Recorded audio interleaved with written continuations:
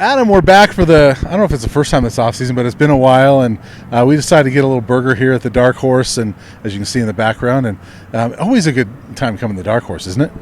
Yeah, there's some evil developers that want to tear down the Dark Horse, but it sounds like people are kind of putting up a little bit of a fight. This is one of the, even though it's not deemed a historical place, what do they call that? Historical institution. Landmark. Yeah. Landmark. It's not that. They have actually applied for that, so hopefully if it doesn't get torn down here, because that would be really sad. It's always had a great atmosphere, a unique atmosphere. Mm-hmm. I think sometimes when you go and travel around the country, you see the same strip malls over and over again, and the Dark Horse has a lot of character, and so it would be really sad if it does close down at any point. And the Jiffy Burger is very unique.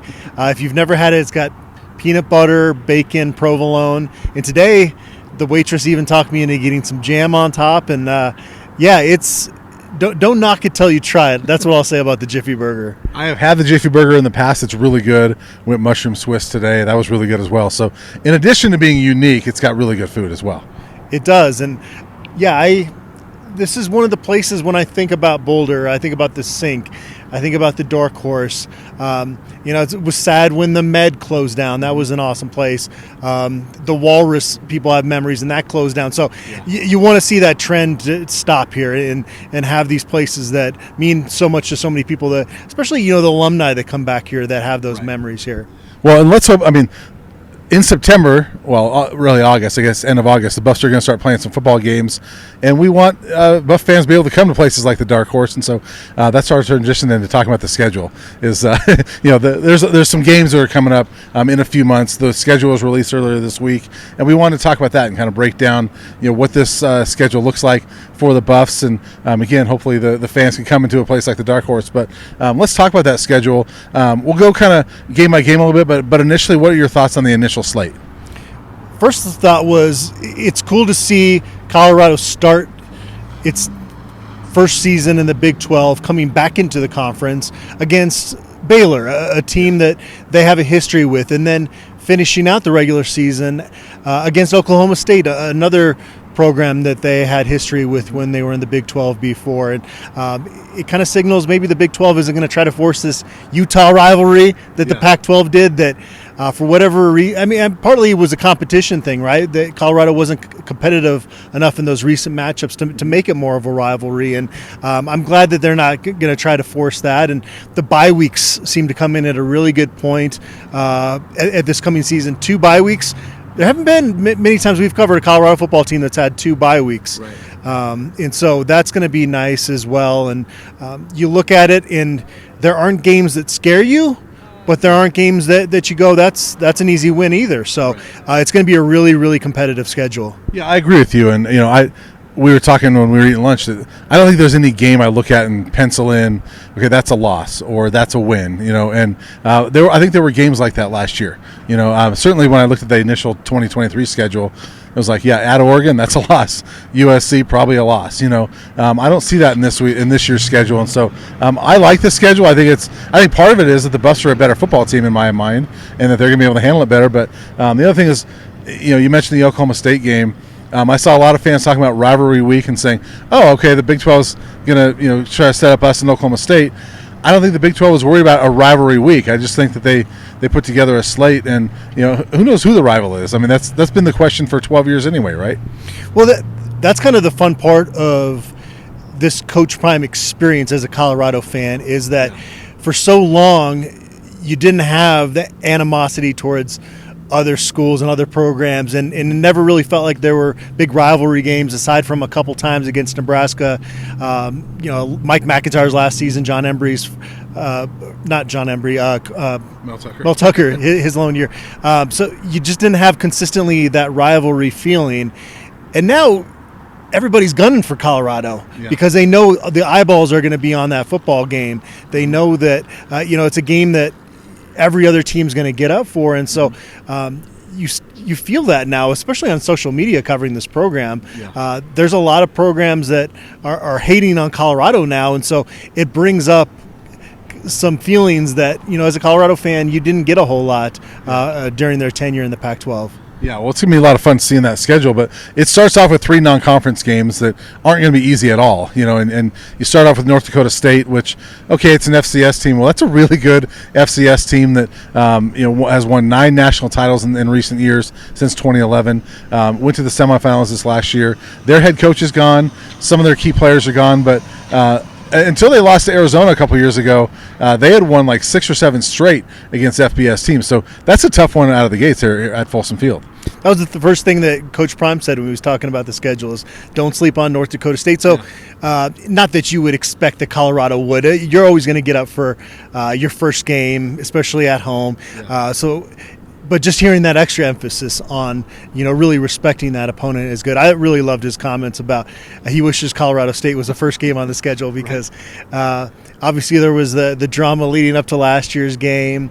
And then the tweet by Jay Norvell's wife after the Coach Prime documentary aired with that game involved. So that's fun. It just, again, goes back to what I said earlier that rivalries are what college football is all about. And now, you can look at that Colorado State game up in Fort Collins and maybe 3-4 years ago, Colorado fans would have been a little bit apathetic about it and said, man, we got to travel up there. I don't want to do that. And there's going to be a little bit of that this year. But I think more of the sentiment's going to be, let's try to take over that stadium and let those Rams know how we feel about them, and that's fun, for that rivalry. Yeah. Well, we've seen Nebraska try to take over the stadium here.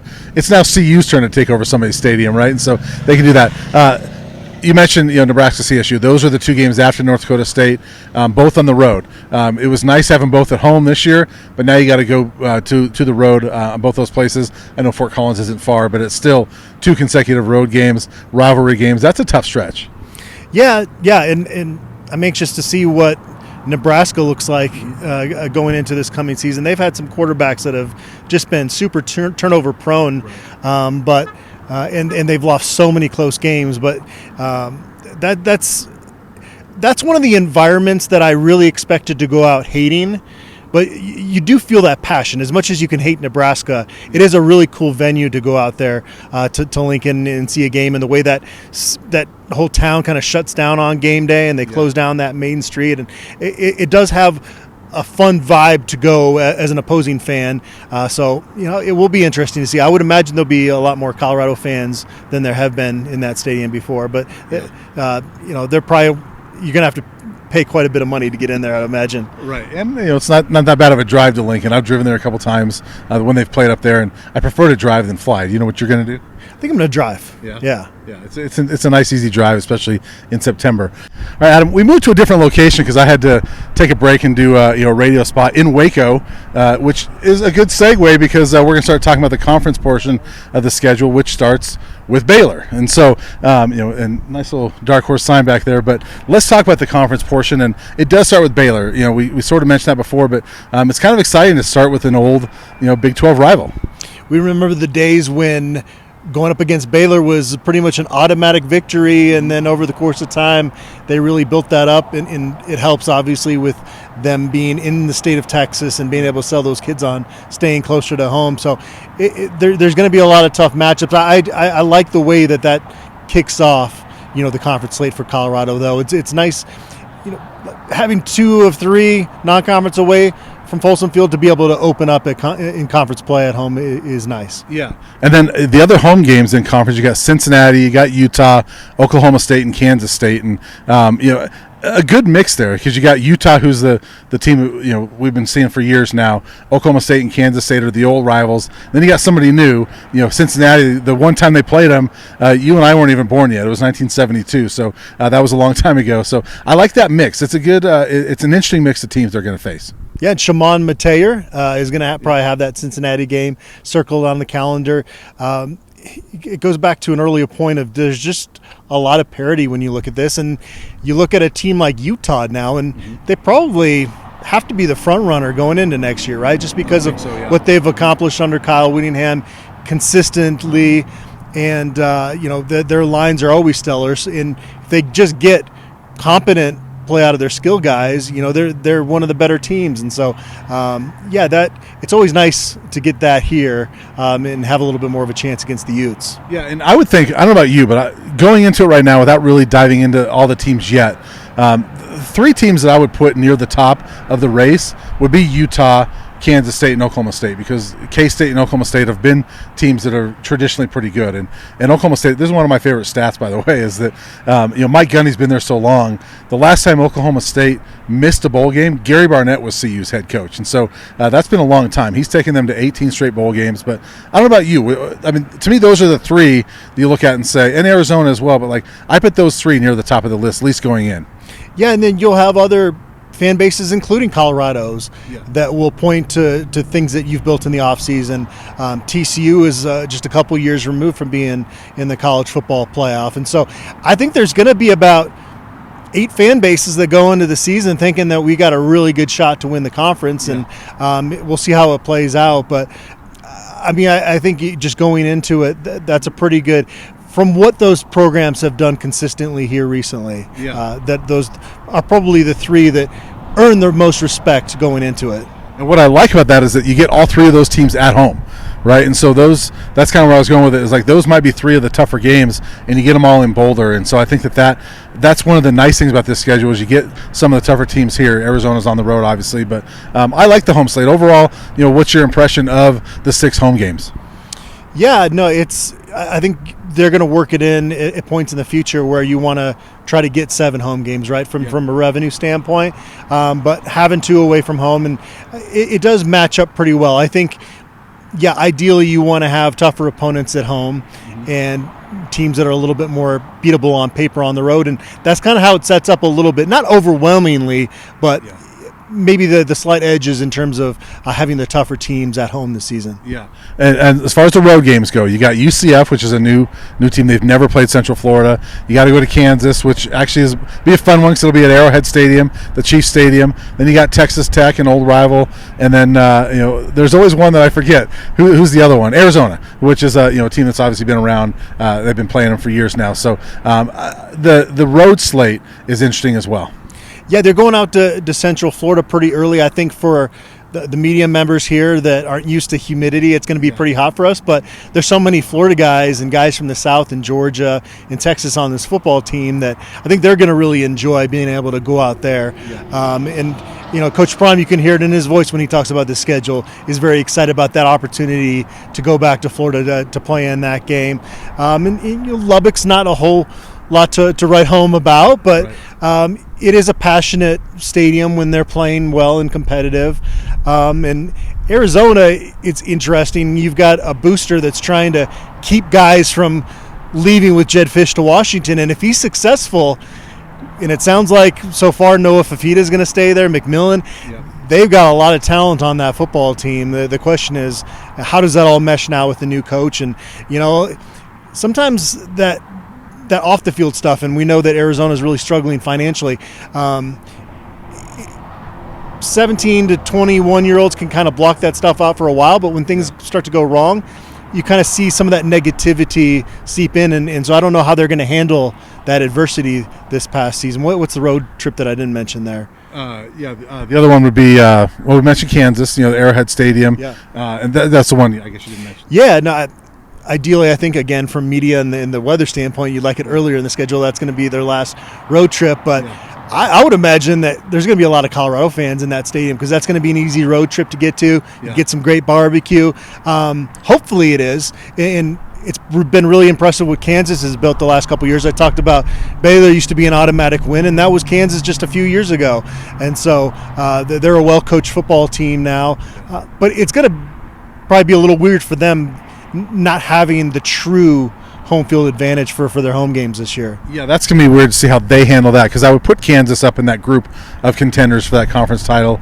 But with them being displaced this year, that's going to be interesting. They're playing 2 non-conference games at the MLS Stadium out in Kansas City, so they're not home at all while their stadium is being renovated. As far as Arizona, I would have put them as maybe the favorite if Jedd Fisch had stayed, but it's going to be interesting to see. They are losing a bunch of guys, and we saw it a couple years ago when the transfer portal hit CU really hard, and a lot of their top guys left, and the guys here talked about how that's going to make us stronger. We're bonding through all that. And then they went 1-11. They were the worst team in the country, so.